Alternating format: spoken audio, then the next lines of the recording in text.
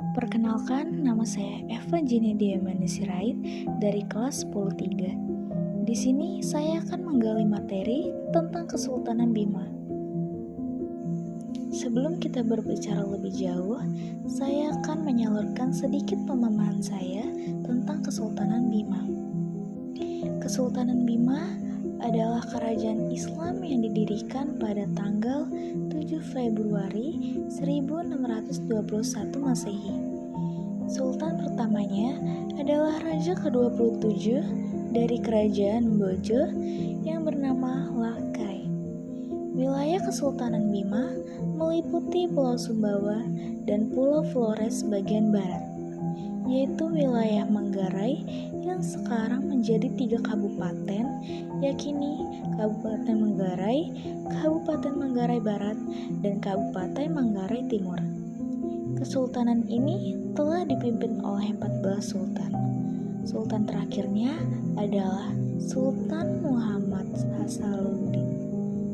Ya, baik, kita lanjut dari wilayah Kesultanan Bima.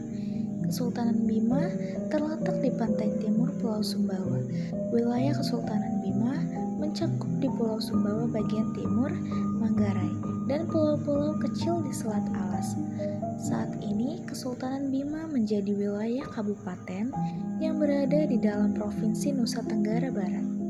Di Pulau Sumbawa, wilayah Kesultanan Bima dibagi menjadi 3 distrik, yaitu Belo, Bolo, dan Sape. Tiap distrik dipimpin oleh seorang pemimpin distrik yang disebut Jeneli. Pemimpin masing-masing distrik bergelar naib yang bertanggung jawab langsung kepada sultan.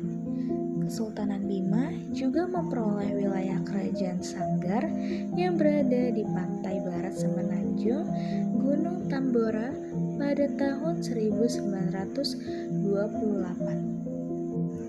Berikut beberapa aspek yang akan saya bahas di Kesultanan Bima. Yang pertama adalah politik dan pemerintahan, yang kedua ada perekonomian, dan yang ketiga atau yang terakhir ada sosial dan budaya. Mari kita bahas aspek yang pertama, politik dan pemerintahan. Kesultanan Bima merupakan pusat pemerintahan Islam yang menonjol di Nusa Tenggara. Raja yang pertama masuk Islam ialah Ruma Tama Batawada yang bergelar Sultan Bima I atau Sultan Abdul Qahir. Sultan diberi wewenang oleh masyarakatnya untuk menjadi pemimpin dan pemerintah. Perkembangan wilayah kekuasaan Kerajaan Bima pada masa pemerintahan Sultan Muhammad Salahuddin, terutama dalam bidang politik dan pemerintahan, mengalami pasang surut, dan itu dipengaruhi oleh faktor dari dalam dan luar. Hal ini sangat menentukan sejarah perkembangan Kerajaan Bima dalam bidang politik dan pemerintahan. Sultan Salahuddin selama menduduki kursi Kesultanan Bima tetap melaksanakan tugasnya sebagai pemimpin bagi rakyatnya. Banyak kebijakan yang telah diterapkannya dalam lingkungan istana sebagai bentuk dari penegasan diri atas rakyat dan tanah yang dimilikinya sebagai penguasa. Walaupun pada kenyataannya, pemerintah kolonial Belanda selalu berusaha mengendalikannya dalam segala hal. Kita lanjut pada aspek kedua, yaitu perekonomian. Perekonomian Kesultanan Bima sebagian besar ditopang oleh pertanian dan peternakan, seperti padi, jagung, dan lain sebagainya, merupakan komoditas yang dihasilkan oleh wilayah pertanian Bima. Bima juga mengembangkan bidang peternakan, yaitu kuda, kerbau, dan sapi. Wilayah Bima juga merupakan wilayah strategis untuk memperlancar kegiatan perekonomian masyarakat. Untuk aspek yang ketiga atau yang terakhir adalah sosial dan budaya.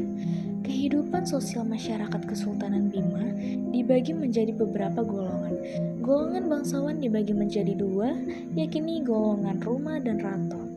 Perpaduan antara kebudayaan Islam dan kebudayaan lokal terjalin indah dalam setiap adat dan budaya yang berkembang dalam masyarakat, yaitu diantara lain adalah rimpu. Rimpu merupakan busana adat harian tradisional yang berkembang pada masa Kesultanan Bima sebagai pakaian yang mencerminkan identitas wanita Bima yang sesuai dengan ajaran agama Islam. Berikutnya ada acara Hanta Uapua, yaitu upacara memperingati Maulid Nabi besar oleh masyarakat Bima. Selanjutnya ada zikir atau yang disebut jiki kepada Tuhan yang dilantunkan pada siklus hidup masyarakat Bima.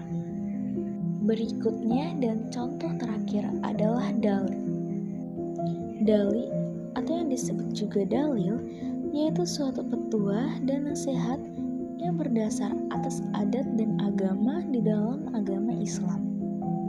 Baiklah, kita sudah menyelesaikan ketiga aspek ini, dan berikutnya kita akan melanjutkan pembahasan singkat lainnya.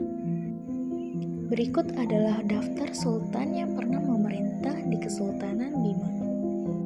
Yang pertama adalah Abdul Qahir, yang memiliki gelar Mantawatawadu dalam periode 1620 sampai 1640. Yang kedua ada Ambela Abil Khair Sirajuddin yang memiliki gelar Mantau Umi Jati dalam periode 1640 sampai 1682. Yang ketiga ada Nuruddin Abu Bakar Al-Shah yang memiliki gelar Mawa Baju dalam periode 1682 sampai 1687. Yang keempat ada Jamaluddin Ali Shah yang memiliki gelar Mawaromo dalam periode 1687 sampai 1696.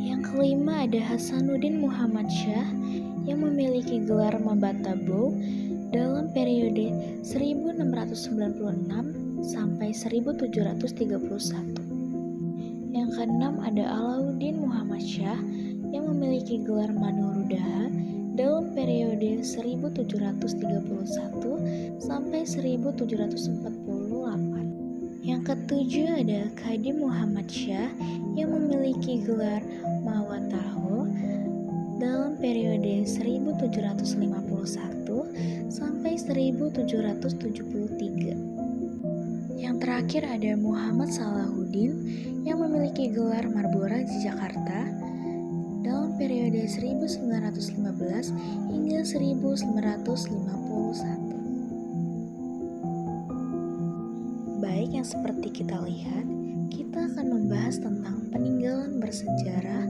pada Kesultanan Bima. Yang pertama ada Istana Asih Bojo, didirikan pada tahun 1988 dalam masa pemerintahan Sultan Ibrahim. Yang kedua ada Istana Sibo, didirikan pada tahun 1927 dan digunakan untuk kediaman para sultan. Yang terakhir ada Masjid Muhammad Salahuddin, didirikan pada tahun 1737 Masehi dalam masa pemerintahan Sultan Abdul Qadim. Baiklah, kita sudah di penghujung. Sekian penjelasan singkat yang dapat saya berikan untuk teman-teman. Jikalau ada kesalahan kata dan penyampaian kata yang kurang mengenakan bagi kalian, sekiranya tolong dimaafkan. Sekian dan terima kasih.